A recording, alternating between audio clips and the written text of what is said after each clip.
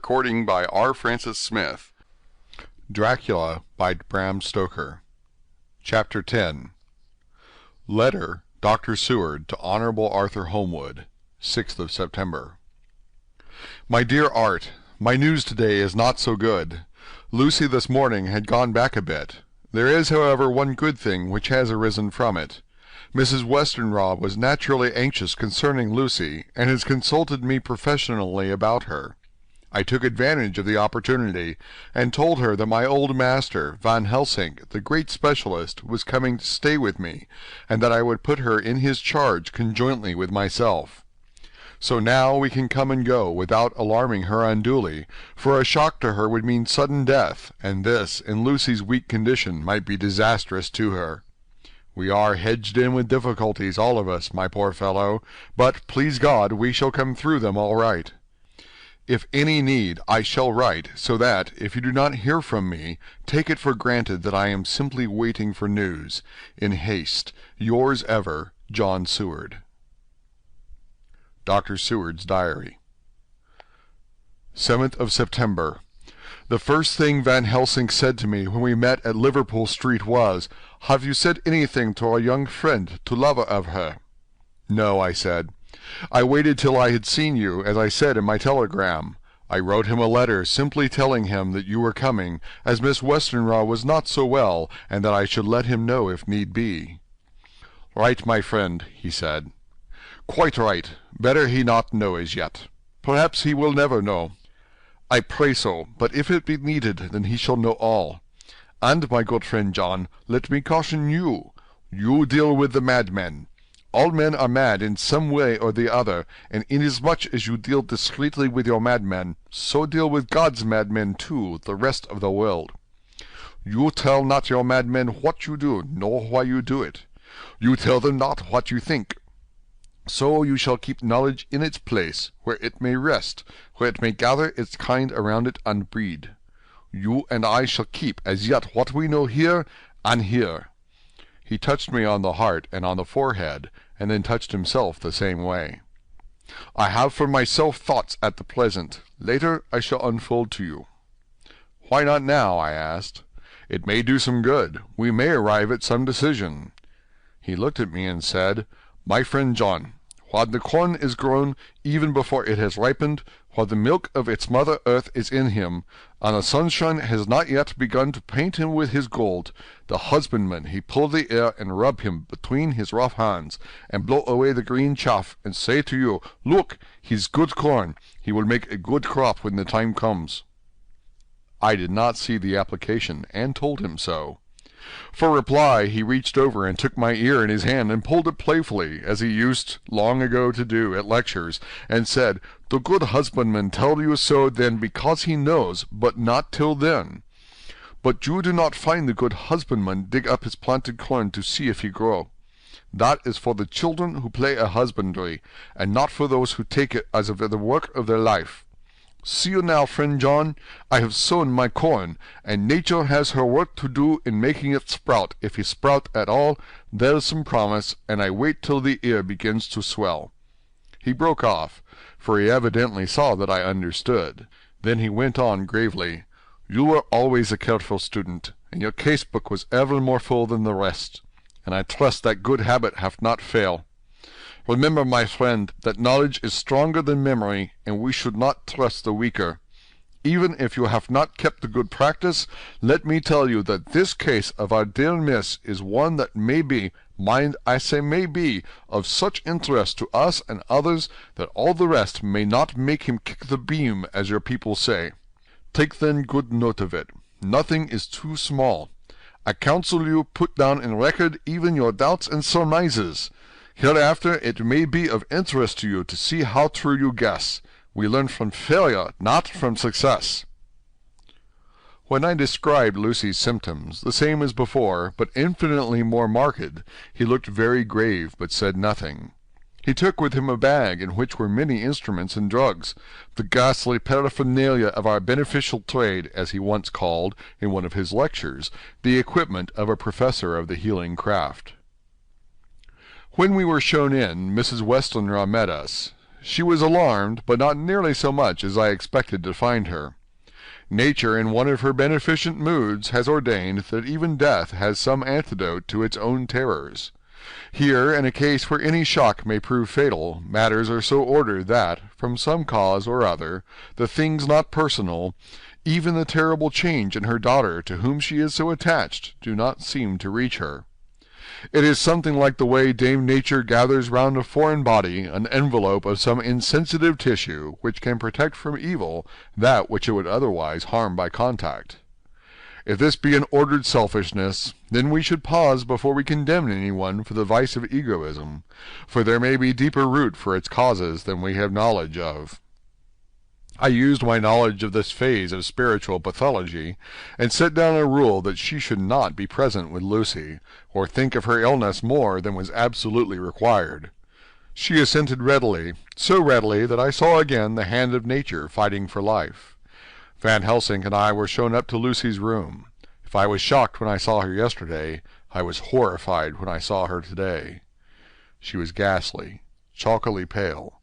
The red seemed to have gone even from her lips and gums, and the bones of her face stood out prominently.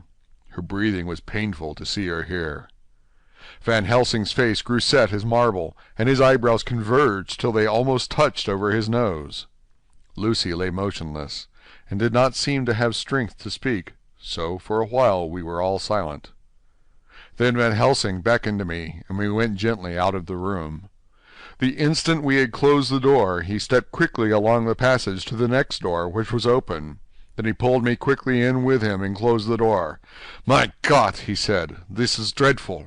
There is not time to be lost.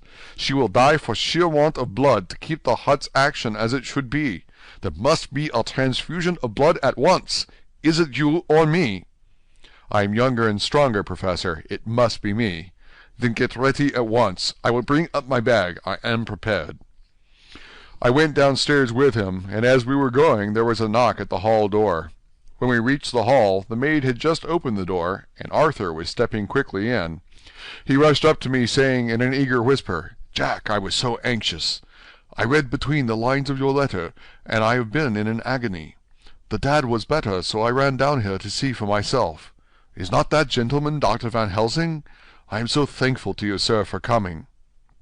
When first the professor's eyes had lit upon him, he had been angry at his interruption at such a time, but now, as he took in his stalwart proportions, and recognized the strong young manhood which seemed to emanate from him, his eyes gleamed. Without a pause he said to him as he held out his hand, "Sir, you have come in time. You are the lover of our dear miss. She is bad, very, very bad. Nay, my child, do not go like that," for he suddenly grew pale, and sat down in a chair almost fainting. "You are to help her. You can do more than any that live, and your courage is your best help." "What can I do?" asked Arthur hoarsely. "Tell me, and I shall do it. My life is hers, and I would give the last drop of my blood in my body for her."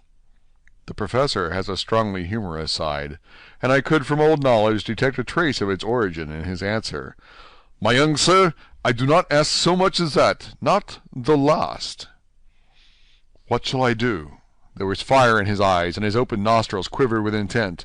Van Helsing slapped him on the shoulder. "Come," he said, "you are a man, and it is a man we want. You are better than me, better than my friend John." Arthur looked bewildered, and the professor went on by explaining in a kindly way. "Young miss is bad, very bad. She wants blood, and blood she must have or die. My friend John and I have consulted, and we are about to perform what we call transfusion of blood, to transfer from full veins of one to the empty veins which pint for him.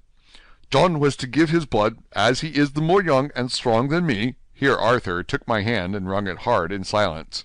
"But now you are here, you are more good than us, old or young, who toil much in the world of thought.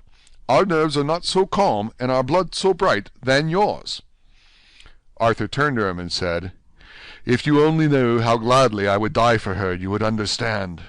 He stopped with a sort of choke in his voice. "Good boy," said Van Helsing. "In the not so far off you will be happy that you have done all for her you love. Come now and be silent. You shall kiss her once before it is done, but then you must go, and you must leave at my sign. Say no word to madame. You know how it is with her. There must be no shock. Any knowledge of this would be one. Come." We all went up to Lucy's room. Arthur, by direction, remained outside. Lucy turned her head and looked at us, but said nothing. She was not asleep, but she was simply too weak to make the effort. Her eyes spoke to us, that was all. Van Helsing took some things from his bag and laid them on a little table out of sight. Then he mixed a narcotic, and coming over to the bed, said cheerily, "Now, little miss, here is your medicine. Drink it off like a good child. See, I lift you so that to swallow is easy, yes."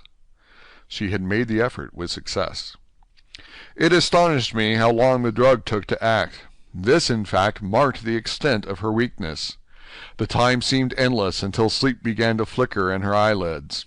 At last, however, the narcotic began to manifest its potency, and she fell into a deep sleep. When the professor was satisfied, he called Arthur into the room and bade him strip off his coat. Then he added, "You may take that one little kiss whilst I bring over the table. Friend John, help to me." So neither of us looked while he bent over her. Van Helsing, turning to me, said, "He is so young and strong, and of blood so pure that we need not defibrillate it." Then with swiftness, but with absolute method, Van Helsing performed the operation.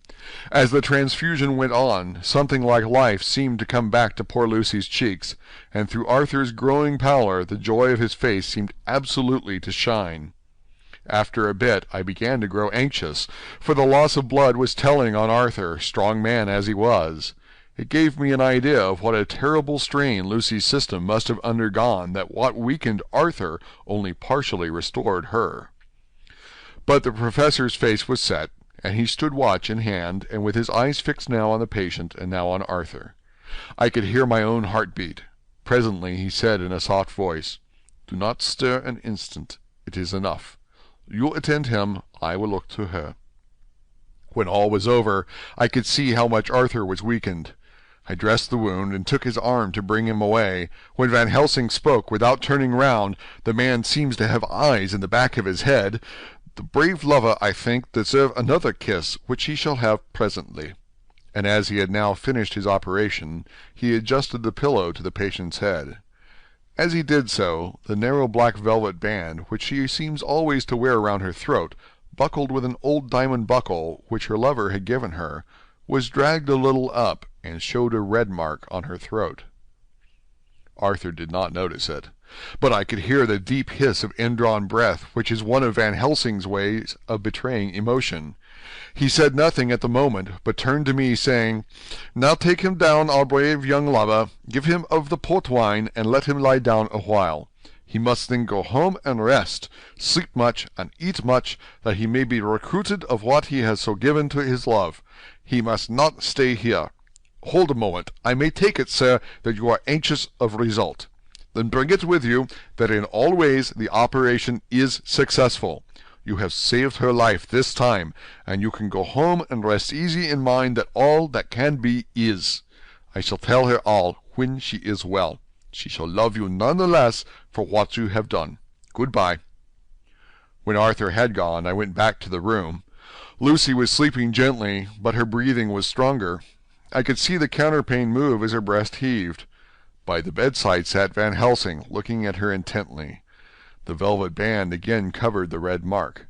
I asked the professor in a whisper, "What do you make of that mark on her throat?" "What do you make of it?" "I have not examined it yet," I answered, and then and there proceeded to loose the band. Just over the external jugular vein there were 2 punctures, not large, but not wholesome-looking. There was no sign of disease, but the edges were white and worn-looking, as if by some trituration. It at once occurred to me that this wound, or whatever it was, might be the means of that manifest loss of blood. But I abandoned the idea as soon as it formed, for such a thing could not be. The whole bed would have been drenched to a scarlet with the blood which the girl must have lost to leave such a pallor as she had before the transfusion. "Well?" said Van Helsing. "Well," said I can make nothing of it." The professor stood up. "I must go back to Amsterdam tonight," he said. "There are books and things there which I want. You must remain here all night, and you must not let your sight pass from her. "Shall I have a nurse?" I asked. "We are the best nurses, you and I. You keep watch all night. See that she is well fed, and that nothing disturbs her. You must not sleep all the night. Later on we can sleep, you and I. I shall be back as soon as possible, and then we may begin." "May begin?" I said. "What on earth do you mean?" "We shall see," he answered, as he hurried out. He came back a moment later, and put his head inside the door, and said, with a warning finger held up, "Remember, she is your charge. If you leave her, and harm befall, you shall not sleep easy hereafter." Dr. Seward's Diary continued. 8th of September. I sat up all night with Lucy. The opiate worked itself off towards dusk, and she waked naturally. She looked a different being from what she had been before the operation. Her spirits even were good, and she was full of a happy vivacity, but I could see evidences of the absolute prostration which she had undergone. When I told Mrs. Westenra that Dr. Van Helsing had directed that I should sit up with her, she almost pooh-poohed the idea, pointing out her daughter's renewed strength and excellent spirits. I was firm, however, and made preparations for my long vigil. When her maid had prepared her for the night, I came in, having in the meantime had supper, and took a seat by the bedside. She did not in any way make objection, but she looked at me gratefully whenever I caught her eye. After a long spell she seemed sinking off to sleep, but with an effort seemed to pull herself together and shook it off.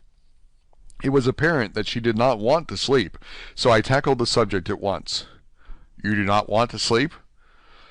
"No, I am afraid." "Afraid to go to sleep? Why so? It is the boon we all crave for." "Oh, not if you were like me. If sleep was to you a presage of horror." "A presage of horror? What on earth do you mean?" "I don't know. Oh, I don't know. And that is what is so terrible. All this weakness comes to me in sleep until I dread the very thought."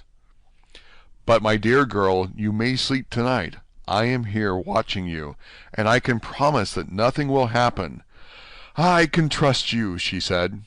I seized the opportunity and said, "I promise that if I see any evidence of bad dreams I will wake you at once." "You will? Will you really? How good you are to me. Then I will sleep." And almost at the word she gave a deep sigh of relief and sank back asleep. All night long I watched by her. She never stirred, but slept on in a deep, tranquil, life-giving, health-giving sleep.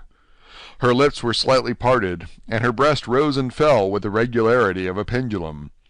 There was a smile on her face, and it was evident that no bad dreams had come to disturb her peace of mind. In the early morning her maid came, and I left her in her care and took myself back home, for I was anxious about many things. I sent a short wire to Van Helsing and to Arthur, telling them of the excellent result of the operation. My own work, with its manifold arrears, took me all day to clear off. It was dark when I was able to inquire about my zoophagous patient. The report was good. He had been quite quiet for the past day and night. A telegram came from Van Helsing at Amsterdam whilst I was at dinner, suggesting that I should be at Hillingham tonight, as it might be well to be at hand, and stating that he was leaving by the night mail and would join me early in the morning. 9th of September. I was pretty tired and worn out when I got to Hillingham. For the 2 nights I had hardly had a wink of sleep, and my brain was beginning to feel that numbness which marks cerebral exhaustion. Lucy was up and in cheerful spirits. When she shook hands with me, she looked sharply in my face and said, "No sitting up tonight for you. You are worn out. I am quite well again. Indeed I am, and if there is to be any sitting up, it is I who will sit up with you." I would not argue the point, but went and had my supper. Lucy came with me, and, enlivened by her charming presence, I made an excellent meal, and had a couple of glasses of the more than excellent port. Then Lucy took me upstairs and showed me a room next to her own, where a cozy fire was burning. "Now," she said, "you must stay here. I shall leave this door open, and my door too. You can lie on the sofa, for I know that nothing would induce any of you doctors to go to bed whilst there is a patient above the horizon. If I want anything, I shall call out, and you can come to me at once." I could not but acquiesce, for I was dog-tired, and could not have sat up had I tried. So, on her renewing her promise to call me if she should want anything, I lay on the sofa and forgot all about everything. Lucy Westenra's Diary. 9th of September. I feel so happy tonight. I have been so miserably weak that to be able to think and move about is like feeling sunshine after a long spell of east wind out of a still sky. Somehow Arthur feels very, very close to me. I seem to feel his presence warm about me. I suppose it is that sickness and weakness are selfish things, and turn our inner eyes and sympathy on ourselves, whilst health and strength give love rein, and in thought and feeling he can wander where he wills. I know where my thoughts are. If only Arthur knew. My dear, your ears must tingle as you sleep, as mine do waking. Oh, the blissful rest of last night! How I slept, with that dear good Dr. Seward watching me! And tonight I shall not fear to sleep, since he is close at hand and within call. Thank everybody for being so good to me. Thank God. Good night, Arthur. Dr. Seward's Diary. 10th of September. I was conscious of the professor's hand on my head, and started awake all in a second. That is one of the things that we learn in an asylum, at any rate. And how is our patient? Well, when I left her, or rather when she left me, I answered. Come, let us see, he said, and together we went into the room. The blind was down, and I went over to raise it gently, whilst Van Helsing stepped with his soft cat-like tread over to the bed. As I raised the blind, and the morning sunlight flooded the room, I heard the professor's low hiss of inspiration, and knowing its rarity, a deadly fear shot through my heart. As I passed over, he moved back, and his exclamation of horror, Gott in Himmel, needed no enforcement from his agonized face. He raised his hand and pointed to the bed, and his iron face was drawn and ashen white. I felt my knees begin to tremble. There on the bed, seemingly in a swoon, lay poor Lucy, more horribly white and wan-looking than ever. Even the lips were white, and the gums seemed to have shrunken back from the teeth, as we sometimes see in a corpse after a prolonged illness. Van Helsing raised his foot to stamp in anger, but the instinct of his life and all the long years of habit stood to him, and he put it down again softly. "Quick," he said, "bring the brandy." I flew to the dining-room, and returned with a decanter. He wetted the poor white lips with it, and together we rubbed palm and wrist and heart. He felt her heart, and after a few moments of agonizing suspense said, "It is not too late. It beats, though but feebly. All our work is undone. We must begin again. There is no young Arthur here now. I have to call on you yourself this time, friend John." As he spoke, he was dipping into his bag and producing the instruments of transfusion. I had taken off my coat and rolled up my shirt-sleeve. There was no possibility of an opiate just at present, and no need of one, and so without a moment's delay we began the operation. After a time, it did not seem a short time either, for the draining away of one's blood, no matter how willingly it be given, is a terrible feeling. Van Helsing held up a warning finger. "Do not stir," he said, "but I fear that with growing strength she may wake, and that would make danger, oh, so much danger. But I shall precaution take. I shall give hypodermic injection of morphia." He proceeded then swiftly and deftly to carry out his intent. The effect on Lucy was not bad, for the faint seemed to merge subtly into the narcotic sleep. It was with a feeling of personal pride that I could see a faint tinge of color steal back into the pallid cheeks and lips. No man knows, till he experiences it, what it is to feel his own life-blood drawn away into the veins of the woman he loves. The professor watched me critically. "That will do," he said. "Already?" I remonstrated. "You took a great deal more from Art." To which he smiled a sad sort of smile as he replied, "He is her lover, her fiancé. You have work, much work to do for her and for others, and the present will suffice." When we stopped the operation, he attended to Lucy, whilst I applied digital pressure to my own incision. I laid down while I waited his leisure to attend to me, for I felt faint and a little sick. By and by he bound up my wound, and sent me downstairs to get a glass of wine for myself. As I was leaving the room, he came after me and half whispered, "Mind, nothing must be said of this. If a young lover should turn up unexpected, as before, no word to him. It would at once frighten him and enjealous him too. There must be none. So." When I came back, he looked at me carefully, and then said, "You are not much the worse. Go into the room and lie on your sofa and rest a while. Then have much breakfast, and come here to me." I followed out his orders, for I knew how right and wise they were. I had done my part, and now my next duty was to keep up my strength. I felt very weak, and in the weakness lost something of the amazement at what had occurred. I fell asleep on the sofa, however, wondering over and over again how Lucy had made such a retrograde movement, and how she could have been drained of so much blood with no sign anywhere to show for it. I think I must have continued my wonder in my dreams, for, sleeping and waking, my thoughts always came back to the little punctures in her throat, and the ragged, exhausted appearance of their edges, tiny though they were. Lucy slept well into the day, and when she woke she was fairly well and strong, though not nearly so much so as the day before. When Van Helsing had seen her, he went out for a walk, leaving me in charge, with strict injunctions that I was not to leave her for a moment. I could hear his voice in the hall, asking the way to the nearest telegraph office. Lucy chatted with me freely, and seemed quite unconscious that anything had happened. I tried to keep her amused and interested. When her mother came up to see her, she did not seem to notice any change whatever, but said to me gratefully, "We owe you so much, Dr. Seward, for all you have done, but you really must now take care not to overwork yourself. You are looking pale yourself. You want a wife to nurse and look after you a bit, that you do." As she spoke, Lucy turned crimson, though it was only momentarily, for her poor wasted veins could not stand for long an unwonted drain to the head. The reaction came in excessive pallor as she turned imploring eyes on me. I smiled and nodded, and laid my finger on my lips. With a sigh, she sank back amid her pillows. Van Helsing returned in a couple of hours, and presently said to me, "Now you go home, and eat much and drink enough. Make yourself strong. I stay here tonight, and I shall sit up with little miss myself. You and I must watch the case, and we must have none other to know. I have grave reasons. No, do not ask me. Think what you will. Do not fear to think even the most not improbable. Good night." In the hall 2 of the maids came to me, and asked if they or either of them might not sit up with Miss Lucy. They implored me to let them, and when I said it was Dr. Van Helsing's wish that either he or I should sit up, they asked me quite piteously to intercede with the "foreign gentleman."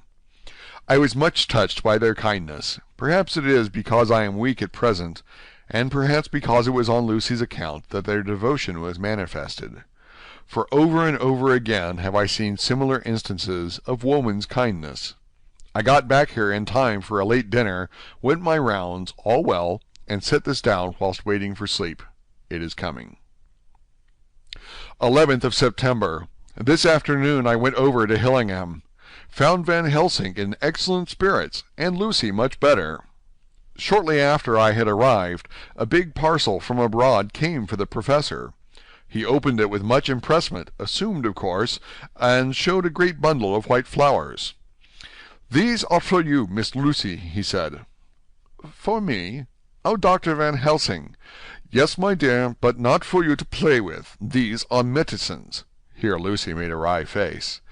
"Nay, but they are not to take in a decoction or in nauseous form, so you need not snub that so charming nose, or I shall point out to my friend Arthur what woes he may have to endure in seeing so much beauty that he so loves so much distort.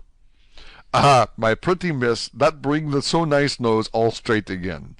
This is medicinal, but you do not know how. I put him in your window. I make pretty wreath and hang him round your neck, so you sleep well. Oh yes, they, like the lotus flower, make your trouble forgotten. It smells so like the waters of Lethe, and of that fountain of youth that the conquistadores sought for in the Floridas, and find him all too late." Whilst he was speaking, Lucy had been examining the flowers and smelling them. Now she threw them down, saying, with half laughter and half disgust, "Oh, Professor, I believe you are only putting up a joke on me. Why, these flowers are only common garlic." To my surprise, Van Helsing rose up and said with all his sternness, his iron jaw set, and his bushy eyebrows meeting, "No trifling with me. I never jest. There is grim purpose in what I do, and I warn you that you do not thwart me. Take care for the sake of others, if not for your own." Then, seeing poor Lucy scared, as she might well be, he went on more gently. "Oh, little miss, my dear, do not fear me. I only do for your good, but there is much virtue to you in those so common flowers. See, I place them myself in your room. I make myself the wreath that you are to wear. But hush! No telling to others that make so inquisitive questions. We must obey, and silence is a part of obedience, and obedience is to bring you strong and well into loving arms that wait for you. Now sit still a while. Come with me, friend John, and you shall help me deck the room with my garlic, which is all the way from Haarlem, where my friend Van der Poel raised herb in his glass houses all the year. I had to telegraph yesterday, or they would not have been here." We went into the room, taking the flowers with us. The professor's actions were certainly odd, and not to be found in any pharmacopoeia that I ever heard of. First he fastened up the windows and latched them securely. Next, taking a handful of the flowers, he rubbed them all over the sashes, as though to ensure that every whiff of air that might get in would be laden with the garlic smell. Then with a wisp he rubbed all over the jamb of the door, above, below, and at each side, and round the fireplace in the same way. It all seemed grotesque to me, and presently I said, "Well, Professor, I know you always have a reason for what you do, but this certainly puzzles me. It is well we have no skeptic here, or he would say that you were working some spell to keep out an evil spirit." "Perhaps I am," he answered quietly, as he began to make the wreath which Lucy was to wear round her neck. We then waited whilst Lucy made her toilet for the night, and when she was in bed he came and himself fixed the wreath of garlic round her neck. The last words he said to her were, "Take care you do not disturb it, and even if the room feel close, do not tonight open the window or the door." "I promise," said Lucy. "And thank you both 1,000 times for all your kindness to me. Oh, what have I done to be blessed with such friends?" As we left the house in my fly, which was waiting, Van Helsing said, "Tonight I can sleep in peace, and sleep I want. 2 nights of travel, much reading in the day between, and much anxiety on the day to follow, and a night to sit up without to wink. Tomorrow in the morning early you call for me, and we come together to see our pretty miss, so much stronger for my spell which I have worked. Ho, ho!" He seemed so confident that I, remembering my own confidence 2 nights before, and with the baneful result, felt awe and vague terror.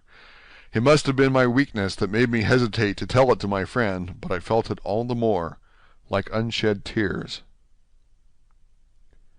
End of chapter 10.